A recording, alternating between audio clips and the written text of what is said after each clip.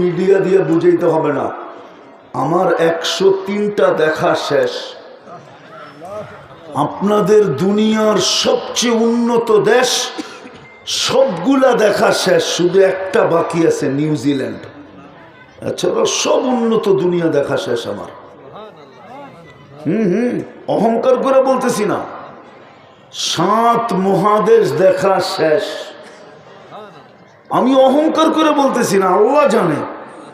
আমি বাংলাদেশের ওই ব্যক্তি, বৎসরে 2 বার 3 বার এরকমও হয় 3 মহাদেশে 3 ওয়াক্ত খাই, 3 মহাদেশে 3 ওয়াক্ত। এটা আল্লাহ আমার কপালে লেখছে, কি করবেন? শুকরিয়া আদায় করি আল্লাহ। এই জন্য আপনাদেরকে বুঝাইতেছি এইভাবে, নাহলে এইভাবে বুঝাইতাম না।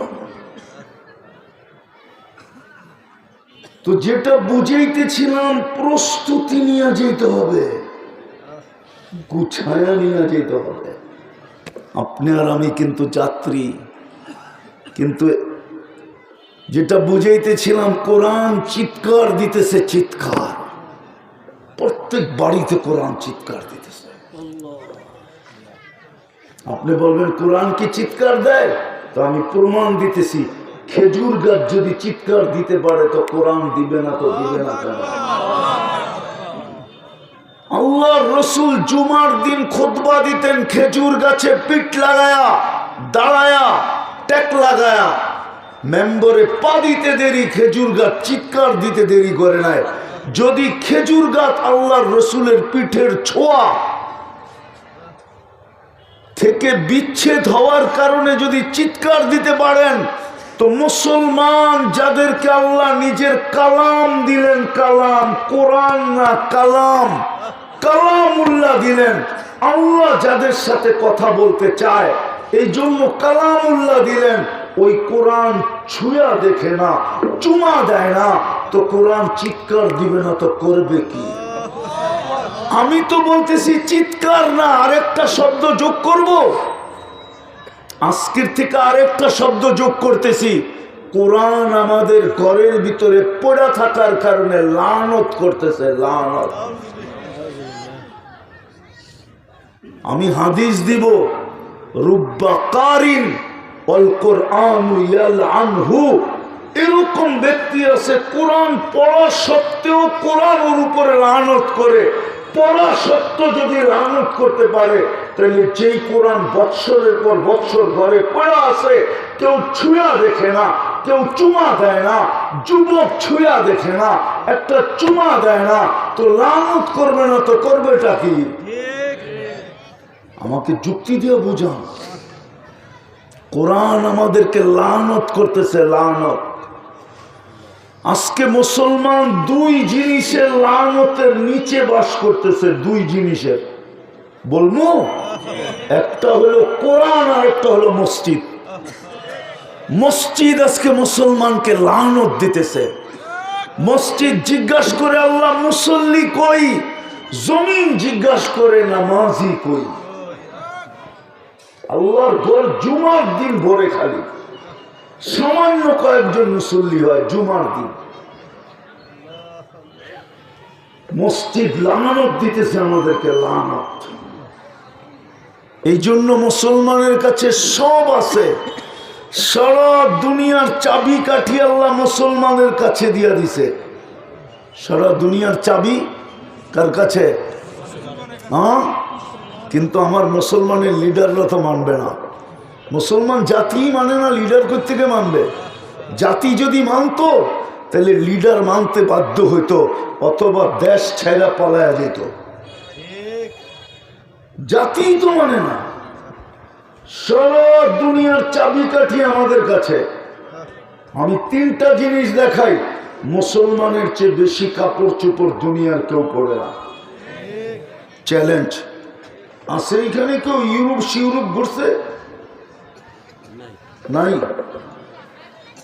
পরে যে তাহকিক করেন আমার কথা, মুসলমানের চেয়ে কাপড় চোপড় দুনিয়ার কেউ বেশি পড়ে না, বরং 100 ভাগের 10 ভাগও পড়ে না।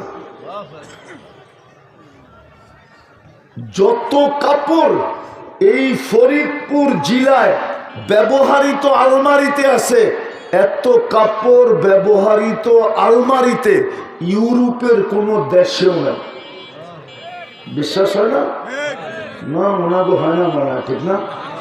হ্যাঁ, ব্যবহৃত কাপড় যদি ওদের আলমারিতে থাকতো তাহলে আপনার দেশ পুরান কাপড় ইম্পোর্ট করতো কোথেকে? মনে হয় হুজুরে বোঝে না। পুরান কাপড় কোথেকে ইম্পোর্ট করে?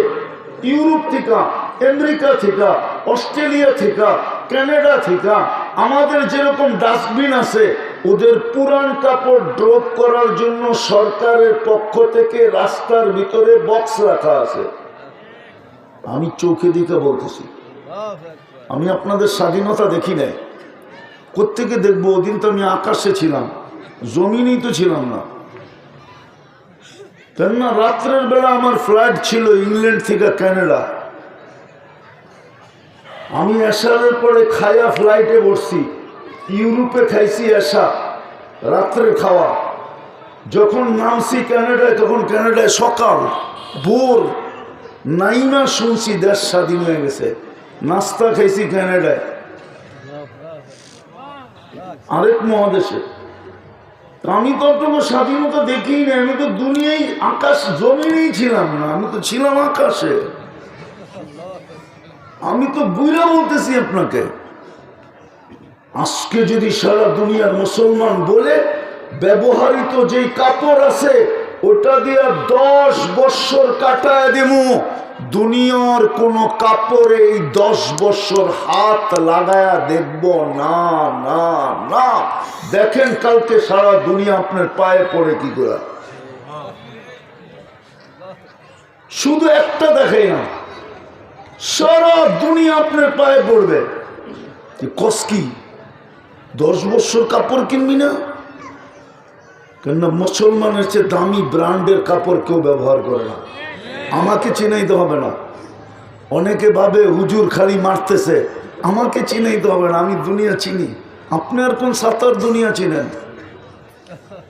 আপনি মনে করছেন আমি সদরঘাটের থেকে ফরিদপুর চলে আসছি? আল্লাহর এহসান এটা। আমার কোনো দিকে যাইতে আর কিছু লাগে না, খালি টিকিটটা নিলেই হয়। তাও আগেও কিনতে হয় না, এয়ারপোর্টে যায় খালি পাঁচ করলেই টিকিট দিয়ে দেয়। আল্লাহর ইহসান এটা। আপনি কি করবেন? আল্লাহ আমার লগে করলে আপনি হিংসা করে করবেনটা কি? আমি দেখা বলতেছি, মুসলমানের কাছে চাবি ছিল। আজকে মুসলমান বলুক যে আমরা পুরান যুগে চলে যাব, 1 বছর কোনো মুসলমান ইন্টারনেট ব্যবহার করবে না। দেখেন কালকে ইহুদি আপনার পায়ের তেল কেমনে মালিশ করে। সব দুনিয়ায় নেট মুসলমানের চেয়ে বেশি কেউ ব্যবহার করে না। আমাদের যুবকরা তো বাপের পয়সায় চলে, ইউরোপ আমেরিকা বাপের পয়সায়। স্ত্রী চলতে পারে না স্বামীর পয়সায়, আবার তুমি কোত্থেকে চলবা বাপের পয়সায়? আমি তো যুবকদেরকে বলি, আমাদের যুবকরা বাপের পয়সায় বাবা পর্যন্ত খায় না। খায় না? মনে হয় বাবা চিনেন না, ঠিক না?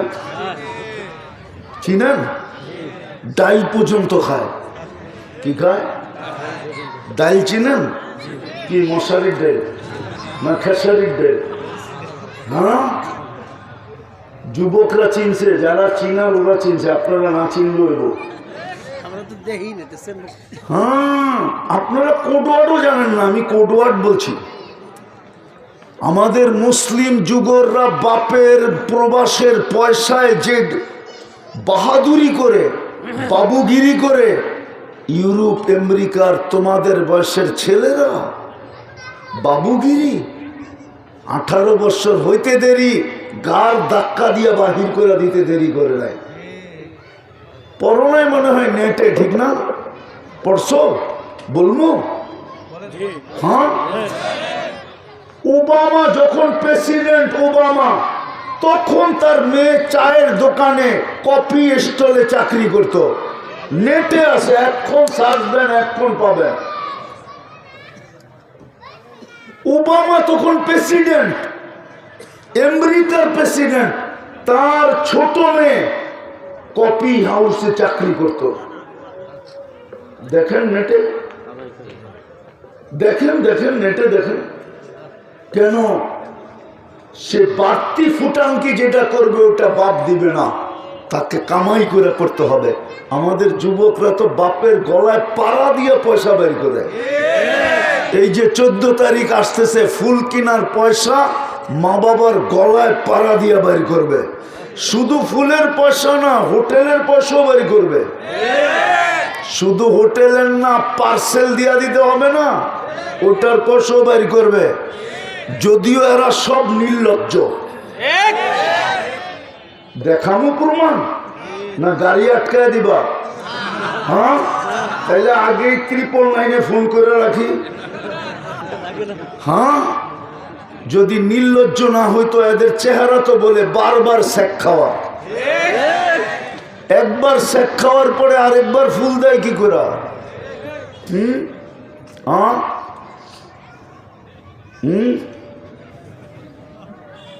ছোটবেলা তো পড়ছিলাম, বলে দিমু। আবার মেয়েরা রাগ হয়ে যাবে, আবার এরা করবো হুজুর তো টেকনা কম না। হ্যাঁ, ছোটবেলা পড়ছিলাম, স্কুল কলেজের পড়ুয়া মেয়েদেরকে ভালোবাসো না, কেননা ওদের চোখের রং পাল্টাইতে সময় নেয় না। চোখের রং পাল্টাইতে কি? হায় হায়, মনে হয় বুঝো না। এই জন্য তো তোমরা প্রতি বছর স্যাক খাও। এখানে যেই কটা আছে সব স্যাক খাওরা। আমি কিন্তু অলিও না আবার খালিও না। হাত ধরে উঠে দিয়া বইলা দিব, তুমি কয়বার স্যাক খাইছো, তোমার কপালে লেখা আছে, আমি বাইর করে ফেলবো। আমি অলিও না আবার খালিও না। কিন্তু লজ্জা যদি থাকতো তাহলে দ্বিতীয়বার আর করতো না। বলবো জান্নাতের 14 তারিখই যথেষ্ট। জান্নাতে তো 14 তারিখ ডেলি হবে। কত? 14 তারিখ প্রতি কয়বার? 100 বার। কয়বার? কয়বার? এইখানে বৎসরে হয় কয়বার? জান্নাতে হবে ডেলি 100 বার। এইখানে যৌবন কয়টা? জান্নাতে হবে 100 পুরুষের যৌবন। পাওয়ার ব্যাংকে বইরা রাখার লেগে দিবে, ডেলি ব্যবহার করবে 100 বার। মিয়াতা মাররা হাদিসের শব্দ। তাইলে 14 তারিখও তো 100 বার হবে। একটু পর পর কল আসবে, ভিডিও তাল ইলাইয়া, ভিডিও কল আসবে। তাকাইতে দেরি, হাসি দিতে দেরি করবে না, এমন হাসি দিবে। আল্লাহর রাসূল বলছে আজকে যদি দেয় লাতানাওয়ারাতিদ দুনিয়া কুল্লা, সারাটা দুনিয়া আলোতে ফকফকে হয়ে যাবে। বুঝো ওই হাসি কেমন হবে। হাসবে আর বলবে তাল ইলাইয়া, আয়না আমার কাছে, দেখা জানা আল্লাহ কেমন ডিজাইন বানায় রাখছে। জান্নাত তো চিনেই না, খালি গুগল চিনে। জান্নাত যদি চিনতো তাহলে এই যুবকদের কালারই ভিন্ন হতো। কেউ ওদেরকে মাথা উঠে হাঁটতে দেখতো না, নিচের দিকে হাঁটতো। যদি জিজ্ঞাসা করতো কেউ কি টোকাস, জান্নাত জান্নাত জান্নাত টোকাই। এই জন্য ডাইনে বামে দেখার সুযোগ নাই, জান্নাত টোকাইতেছি। জান্নাতই চিনে না। ডেলি 100 বার হবে। কয়বার? একটু পর পর ভিডিও কলে দুনিয়ার মতো 120 ফিট লম্বা হবে, চুলটিও 120 ফিট লম্বা। 3 কিলোমিটারের ঘেরের কুচি দেওয়া লেহেঙ্গা পরা থাকবে। সুতা দিয়া বানাবে, নূরের সুতা দিয়া বানাবে, আলো না। আলোর ভিতরে হিট আছে, নূরের ভিতরে হিট নাই। এই লাইটে ধইরা দেখেন গরম, হিট আছে, নূরে কোনো হিট নাই। আর আলোর চেয়ে নূর 1000 গুণ বেশি আলোকিত, লক্ষ গুণ বেশি আলোকিত। নূরের সুতা দিয়ে লেহেঙ্গা বানাবে, কেমন আলোকিত! যেইখানে তাকাবে ওইখানে চেহারা দেখা যাবে। এইখানে দেখবে, জান্নাতি দেখবে আমাকে কতটুক ভালোবাসে, 100-তে 100, তো লেখা উঠবে 100-তে 100। হ্যাঁ, আপনি আবার কতটুকু ভালোবাসেন এটাও ও দেখবে 100-তে 100 কিনা। ডিজিটাল মিটার লাগানো থাকবে। হায় হায় হায়, আল্লাহর রাসূল শুধু পায়ের রূপ বলছে, লাউ কাশাফা সাকাইহি লাগাবা দাউউ শামস, পাও খুলে দিলে সূর্য চিরদিনের জন্য আলো হারায় ফেলবে। আল্লাহর রাসূল থুতুর বর্ণনা দিছে, লাউ বাজাগা সাবআতি আবহুর লাসারা আসবা। 7 সমুদ্রে থুতু দিলে পানিগুলা মধুর মতো মিষ্টি হয়ে যাবে। এবার বলেন তো, ওই ঠোঁটে কিস নিলে কেমন মজা হবে? কিস চিনো? কি চুমা দিলে কেমন মজা? এরা দিয়ে কিছু কয় না, কি কেমন হবে? না, ওই সময় মনে হয় বুজুর্গ হয়ে যাবো, ঠিক না? কি কয় যুবকরা, বুজুর্গ?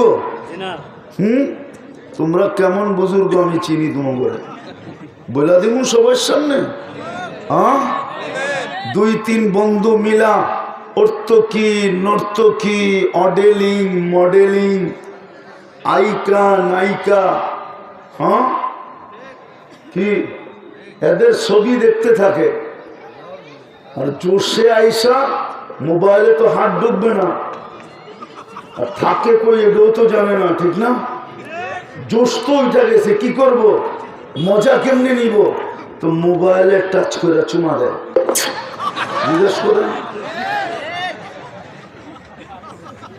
জিজ্ঞাসা করেন না, দেয় না, না দেয়, জিজ্ঞেস করেন ওদেরকে, দেয়। হ্যাঁ, শুধু একা দেয় নাকি, একসাথে 3টায় হাত লাগায় তারপরে চুমা দেয়। একটার মাথা নষ্ট না, 3টার মাথা নষ্ট হয়ে যায়। যারা এই দুনিয়াটা দেখা মোবাইলে টাচ করে চুমা দিতে পারে, ওরা জান্নাতের ঠোক পাইলে বুঝি বুজুর্গ হইব, ঠিক না? হুজুররাই তো ছাড়বো না 40 বছরের আগে, জিজ্ঞেস করে কিতাবে লেখা আছে। 40 বছর মনে হবে কয়েক সেকেন্ড, তারপরে গালের ভিতরে চিমটি দিবে আর কইব খালি ঠোঁটেই দেখবি, আমার কোনো কাহিনী শরীরে নাই। আমার আল্লাহ কোনো কাহিনী বানায় নাই আমার ভিতরে। চল কামরা করে খুইলা কাহিনী দেখাই, চল। বানায় রাখছে আল্লাহ, হাসার বিষয় না। আল্লাহ, এটা মেরাজের মাস, আমাদের নবীজি চোখে দেখা ঈশা বলছে।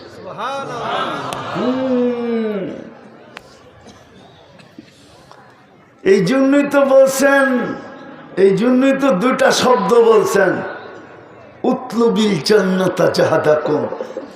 জান্নাত পাওয়ার জন্য যত জোর লাগাইতে হয় লাগা, যত জোর লাগাইতে হয়। দুনিয়ার মা বোনরা জান্নাতের রানী হবে, হুরদের থেকে 1 লক্ষ গুণ রূপ বেশি হবে। 70 বার লেহেঙ্গা চেঞ্জ করবে। রানী, ফার্স্ট লেডি, জান্নাতের ফার্স্ট লেডি। হ্যাঁ, রূপ কেমন হবে? মাঝে মাঝে চমক দেখাবে। চমক কি? হুরেরা নিজেদের চেহারা উদ্ভাসিত করবে বারিন্দায়, তো পুরো জান্নাত আলোকিত হবে। জান্নাতি একটা একটা দেখবে আর সবাই ডাকবে, আয় আমার কাছে। তো সবাই শেষে টপ ফ্লোর থেকে দুনিয়ার স্ত্রীর চেহারা বাইশ করবে। সূর্য উঠলে যেরকম মোমবাতি সব বুঝা যায়, সব হুরদের চেহারা বুঝা যাবে। আর দুনিয়ার স্ত্রী বলবে, তাহার ইলাইয়া, আয় টপ ফ্লোরে আয়, কই যাস, আয় আমার কাছে আয়। হায় হায় হায়, না বুঝতে পারলাম না বুঝাইতে পারলাম। ওই 14 তারিখ জান্নাত তো জানি না যুবকরা, যাক যেখান থেকে শুরু ওইখানে চলে যায়। আর পরিসমাপ্তি ঘটাইতে চাইতেছি, আমরা সব যাত্রী, যাত্রা চলমান, যার কাছ থেকে আসছি তার কাছে চলে যাব, কিন্তু প্রস্তুতি নিয়ে যেতে হবে। এই জন্যই আল্লাহ আমাদেরকে 3টা নেয়ামত দিছিলেন। কিন্তু আফসোস, বাংলা একটা প্রবাদ বাক্য আছে, সবকিছু বলে সবার কপালে শোভা পায় না। আমি প্রবাদ বাক্যটাকে ঘুরাইয়া বললাম, ঘুরাইয়া। প্রবাদ বাক্যটা এরকম না, এটা ডাইরেক্ট আমি বলতে চাই না, এই জন্য এটাকে ঘুরাইয়া বললাম। এটা গ্রাম্য প্রবাদ বাক্য, আগের যুগের মানুষের প্রবাদ বাক্য। সবার কপালে বলে সবকিছু শোভা পায় না। সত্য এটাই। পদে বৈশা সৎ থাকা এটা সবার জন্য সম্ভব, এটাই শোভা পায় না। উচিত ছিল সৎ হয়ে যাওয়া, কিন্তু হয় নাই, হয় নাই। এই জন্য তো আমি মাঝে মাঝে বলি, যদি আমার এই কথা নেটে আমার সমাজের কাছে যায়, আমি তো জজদেরকে বলি, বিচারকদেরকে বলি, বিচারকরা যদি চাইতো তাইলে প্রতিদিনের বিচারে 60 বৎসরের ইবাদত জমা করতে পারত। আদলু ইয়াউমিন তাদিলু ইবাদাতা 60 সানা। 60 বৎসর একজন ইবাদত করতে করতে করতে করতে করতে ক্লান্ত হইতে হইতে হইতে দৌড়াইতে দৌড়াইতে যেখানে না পৌঁছত, শুধু বিচারকরা একদিনের ইনসাফে এর আগে যে নামত। কিন্তু নোটের কাছে তো সব ফেল। জান্নাতে ফেরদাউসুল আলার ভিতরে একটা সোসাইটি আছে, ইন্না ফিল ফেরদাউসুল আলা ওয়াদিয়ান। ফেরদাউসুল আলার ভিতরে একটা সোসাইটি আছে, লা ইয়াদখুলুহা ইল্লাল আদিল। ওই সোসাইটিতে শুধু প্লট পাবে, শুধু ন্যায় বিচারকরা। ইচ্ছা করলে আমার বিচারপতিরা পারত, কিন্তু নামাজই তো পড়ে না, ওটা পারবে কোথেকে? ঠিক না? হ্যাঁ, আফসোস আফসোস। এই জন্য আল্লাহ 3টা নেয়ামত আমাদেরকে দিছিলেন। কয়টা? কয়টা? কিন্তু আফসোস, কপালে শোভা পায় নাই। প্রস্তুতির জন্য মুসলমান ঘরে জন্ম দিছিলেন, দিলে কি হবে? ইসলামের কোনো ছাপ আমাদের কাছে নাই। যদি ছাপ থাকতো তাহলে যুবক নেটে দেখা চুলের ডিজাইন কেন চয়েস করতো? নেটে দেখা চুল কেন কাটতো? 31 নাইট কেন উদযাপিত হইতো? 14 তারিখ কেন মুসলমানের এখানে উদযাপিত হইতো? যুবকদের বেশভূষা এরকম কেন হইতো? মুসলমান আর মাদক দুটা মিলে তো মিলে কি করা? মুসলমান আবার মাদকে হাত দেয় কি করা? যুবক, আমার কথা লেখা রাখো, মাদক খাইতে হয় না। শুধু মাদক যে হাত দিয়ে ধরবে, ওর যৌবন পর্যন্ত বিলুপ্ত হবে। যৌবন শুধু হাত দিয়া যে মাদক নাড়াচাড়া করবে, নাড়াচাড়া, মাদক খাইতে হয় না। হাত দিয়া যে মাদক নাড়াচাড়া করবে, কসম খোদা, যারা মাদক ক্যারি করে ওকে নিয়ে আসো, আমার পয়সা দিয়ে আমি ডাক্তারি চেক আপ করাইয়া দিব যে ওর স্বাভাবিক যৌবন ওর নাই। কেননা যেই জিনিসে আল্লাহ লানত সংযুক্ত থাকে, ওই জিনিসে যৌবন থাকে না। এই জন্য আমি একটা প্রমাণ দিতেছি। হাজিরা যখন আরাফার থেকে মুজদালেফায় আসে, তো মধ্যখানে একটা জায়গা পরে, পায়ে হাইটা আসলে ওয়াদি মুহাসসার। আল্লাহর রসুল সাহাবাদেরকে বলছে, এইখানে আসার পরে দৌড়ায়া পার হয়ে যেও। বলছে কেন? এইখানে আল্লাহর আযাব আসছিল। বলছে সে তো হাজারো বছর আগে আসছে। বলে না, এটার ক্রিয়া এখনো রয়ে গেছে। ঠিক মাদকের সাথে আল্লাহ লানত, ওটার ক্রিয়া কিয়ামতের সকাল পর্যন্ত থাকবে। যে ক্যারিং করবে ওর জেনারেশন পর্যন্ত স্বাভাবিক যৌবন পাবে না। চ্যালেঞ্জ আমার সাথে, কেউ যদি চ্যালেঞ্জ নিতে চায় আমি চ্যালেঞ্জ কবুল করতে রাজি, কেন এটার সাথে লানত মিলানো। মুসলমান ওই সমাজে উচিত তো ছিল জাতির, সরকার প্রশাসন কেন মাদকের বিরুদ্ধে যুদ্ধ ঘোষণা করবে? মুসলমান ওর সমাজে কেউ মাদক নিয়ে আইসা বিক্রি করবে? উচিত তো ছিল আনতে দেরি, জুতা পিটা করতে দেরি হতো না। উচিত তো ছিল এটা যে জুতা পিটা করো, কেননা ও শুধু টাকা নিয়ে যাবে না, যুবকের যৌবন পর্যন্ত ছিনায় নিয়ে যাবে। আপনি জানেন না এটা কত বড় লানত? তো আমি যেটা বুঝাইতেছিলাম, প্রস্তুতির জন্য আল্লাহ মুসলমান বানাইছিলেন, কিন্তু ইসলাম আমাদের ভিতরে নাই, ইসলামের আদর্শ নাই। দ্বিতীয় উম্মত বানাইছিলেন, উম্মতের আদর্শ আমাদের, নবীর আদর্শ আমাদের ভিতরে নাই। তৃতীয় কোরআন দিছিলেন, কিন্তু চুমা পর্যন্ত দিয়া দেখি না। কালকে এই চেহারাটা কেমনে দেখাবেন বলেন? কোন পরিচয় দিবেন? ফরিদপুর? যদি পরিচয় চলতো তাহলে আবু তালেবের কবর আমাকে শতবার কাঁদাইতো না। আপনি আমার চশমাটা পাতলা দেখেন, এই চোখে পানি নাই, পানি ভিতরে অপারেশন করে লেন্স লাগানো আছে, মোটা লেন্স। হাজারো কবর আমাকে কাঁদাইতো না, হাজারো চিত্র আমাকে কাঁদাইতো না। আমার জীবনটাই গেছে গা কানতে কানতে। আমি অহংকার করে বলতেছি না, আমার চেয়ে বেশি দুনিয়া ঘুরে দেখেন না আপনি। হ্যাঁ, আমি জানি আর আমার আল্লাহ জানে। বলেন আপনার কি অবস্থা হইতো? হুজুরদেরকে জিজ্ঞাসা করি, বুখারী রহমতুল্লাহ আলাইহি ওই দরসগাহ যেটা জাদুঘর, আজকেও 50,000 ছাত্র বসতে পারে, ওই দরসগাহ দেখলে আপনার কি অবস্থা হতো? এখন শূন্য জাদুঘর, এখনো 50,000 ছাত্র বসতে পারে, এখনো কালির মটকা রাখা আছে। হায় হায় হায়। এই জন্য শেষ বুঝাইতে চাইতেছি, 3টা রত্ন দিছিলেন প্রস্তুতির জন্য মুসলমান উম্মতে মুহাম্মাদি, কোরআন, মসজিদ, 4টা বড় বড়। হ্যাঁ, ওলামা আমার কথা মানবে কি মানবে না আমি জানি না।